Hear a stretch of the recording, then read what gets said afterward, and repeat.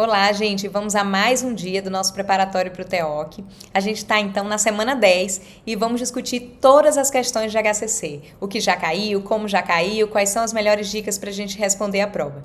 E eu trago hoje uma excelente notícia. A gente teve a aprovação no Brasil de mais um esquema de tratamento para a primeira linha de HCC. E foi exatamente hoje, dia 22 de maio. Então, a gente tem a aprovação do protocolo STRIDE, que consiste na aplicação, então, de durvalumab mais tremelimumab.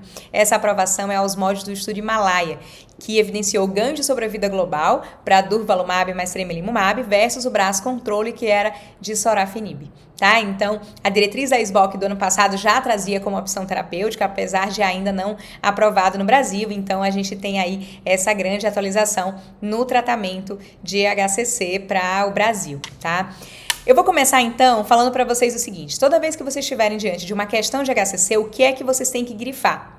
Então, você tem que saber qual que é ali, o que a questão vai dizer. ECOG, qual que é o Child-Pugh, qual que é o critério de Barcelona e, se necessário, o critério de Milão. Então, são quatro critérios ali que a gente tem que estar atento na prova. Então, vamos repetir. ECOG, Child-Pugh, critérios de Barcelona, o BCLC, tá? E, se necessário, ali o critério de Milão, que é para transplante. A gente vai começar, então, revisando aqui os critérios de Child-Pugh, né? O score de Child-Pugh. E a gente vai lembrar que são 2 critérios clínicos, que é encefalopatia e ascite, e aí eu dou aquela dica, né? Então, encefalopatia e ascite, encefalopatia e ascite, e 3 critérios laboratoriais, que é albumina, bilirrubina e coagulograma. Então, ABC. Albumina, bilirrubina e coagulograma. Então, são esses critérios que vão entrar ali no score do Child-Pugh. E a gente tem que lembrar o seguinte, como eu tenho 5 critérios, o mínimo que eu tenho de pontuação é 5. Então,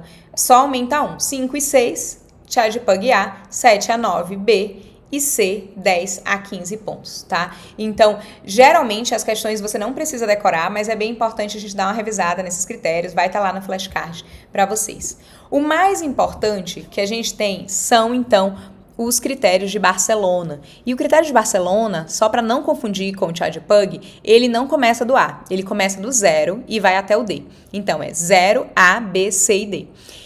O que a gente precisa levar em conta para o critério de Barcelona é o ECOG, o Child-Pugh e a quantidade de nódulos, ou seja, a extensão da doença. E eu começo, então, mostrando para vocês aqui do final, né? Quando a gente estiver diante de um paciente que é um Child-Pugh C ou um ECOG maior que 2, esse é um paciente que é candidato, então, já a cuidados paliativos. É um BCLC-D. Vejam que de 0 a C do BCLC, eu não tenho Child-Pugh C. Então, Child-Pugh C, ele já vai ser automaticamente cuidados paliativos. Agora, se eu estou diante de um tumor que ele é, de um paciente que ele é um Child-Pugh A ou B, eu posso ter ele dentro aqui os outros critérios. Vamos então começar com BCLC 0.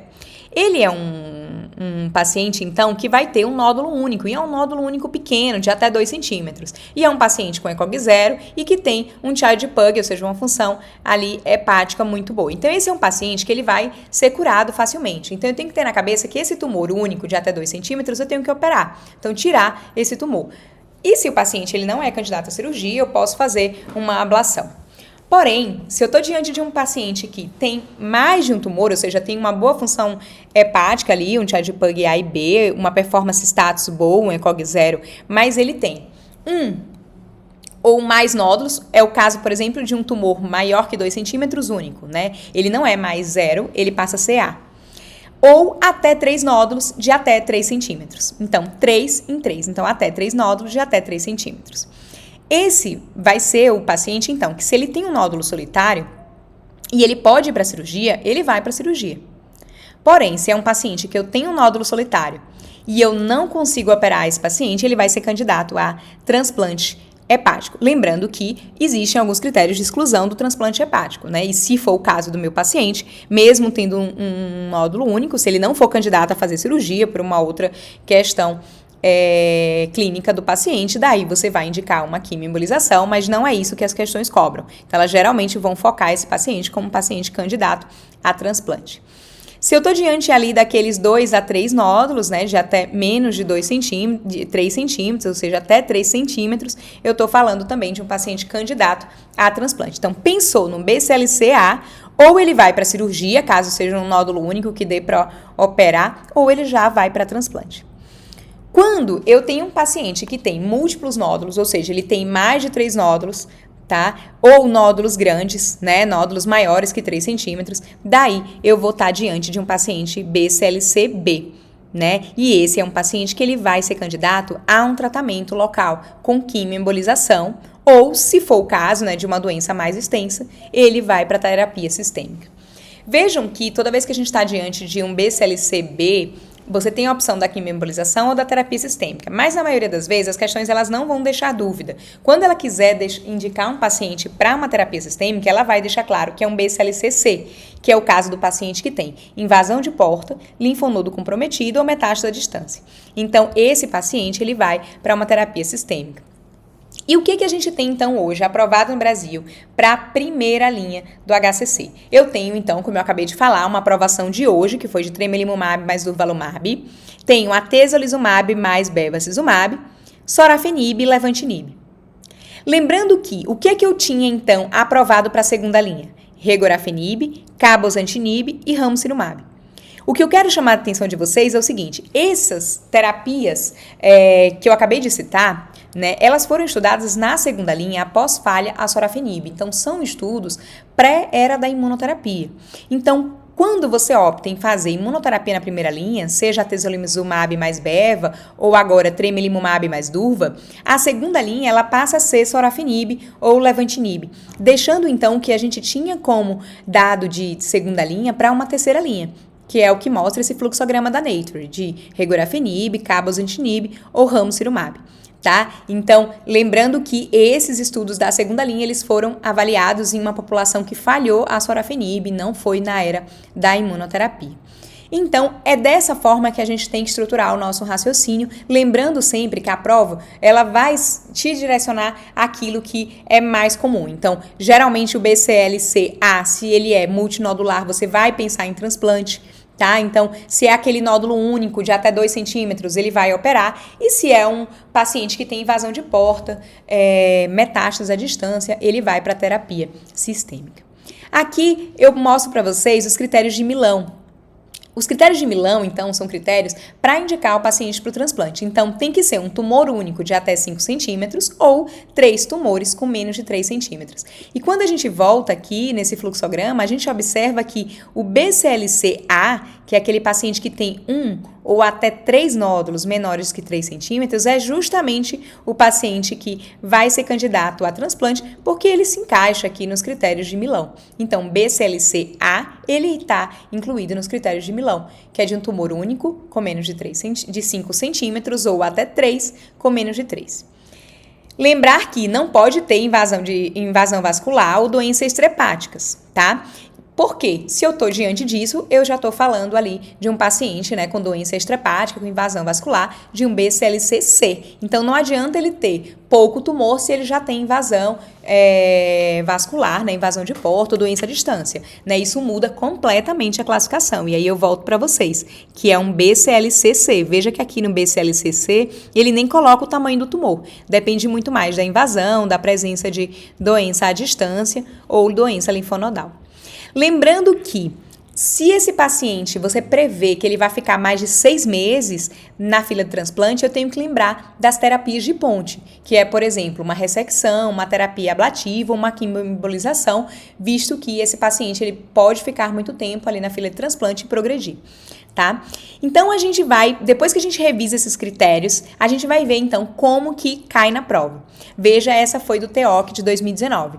Ele falava, então, de um paciente de 56 anos que era acompanhado por cirrose de etiologia alcoólica e apresenta, durante o segmento do diagnóstico de carcinoma hepatocelular multifocal, sem sinais de trombose de porta e função hepática preservada. Tá? Então, é um paciente ali que é um Child A, tá? Um HCC multifocal que não tinha sinal de porta. Exames de estadiamento demonstraram a metástase pulmonar. Então, veja que até ali fica a gente pensando que pode ser um BCLC-B, né? Então, multifocal, mas não tinha trombose de porta, mas depois ele fala que tinha metástase pulmonar. Então, eu estou diante de um BCLC-C, né? Já que eu tenho doença à distância. E é um paciente com CHAI-A.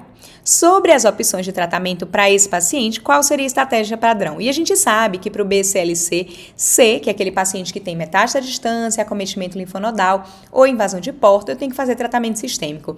Vejam que aqui na época a gente não tinha nem atezo e beva, nem durvalumab com tremelimumab, né? Isso pode vir na questão de 2023. O que a gente tinha até então de primeira linha nessa época era sorafenib ou levantinib, tá? A gente vai passar então para a próxima questão, que foi uma questão que caiu no ano passado. E a questão, ela falava de um paciente de 64 anos, masculino, que tinha um diagnóstico de cirrose hepática secundária à hepatite C crônica e encontrava-se em uso de antiviral há 10 meses. Ele evoluiu com surgimento de ascite no último mês, além de ter apresentado um episódio de hemorragia digestiva alto. Não apresentava sinais de encefalopatia hepática. Na ressonância de abdômen, evidenciou a presença de múltiplos nódulos hepáticos, sendo os dois maiores localizados no segmento 4 e 5, com 48 milímetros e 27 milímetros, com realce do contraste na fase arterial e clareamento na fase portal. Ou seja, ele não deixava dúvidas que a gente estava falando de um HCC, né, um LINRAD 5. A lesão no segmento 5 invadia a veia porta. Então, pronto, aqui eu já sei que é um BCLCC, que ele vai querer de mim discussão de tratamento sistêmico. E associa-se à presença de falha de enchimento compatível com a veia porta, ascite moderada e esplenomegalia. E aqui, vejam só, ele vai falar dos exames da paciente. Então, vejam que eu estou diante aqui de um paciente que tem na endoscopia presença de cordões varicosos de grosso calibre em esôfago distal associados a varizes de fundo gástrico. Ele bota os exames laboratoriais, né, que a gente pode calcular aqui o charge do paciente, e ele pergunta qual que é o melhor tratamento farmacológico para esse paciente. Então, veja que eu nem precisava perder tempo vendo qual que era o child pug do paciente. Então, isso é comum nas questões, tá? Não tem nenhuma questão que caiu até hoje para você decorar e ter decorado ali o child pug. Eu acho importante a gente ter em mente, né, até para a prática, mas nenhuma questão precisou.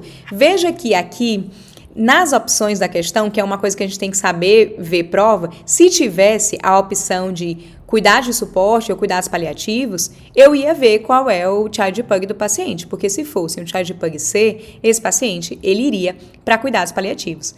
Porém, a questão ela não traz uma opção. Então, eu já sei que provavelmente é um child pug A ou B, né, já que ele vai me dar ali, e que ele está incluído no BCLC-C, porque ele tem invasão de porta.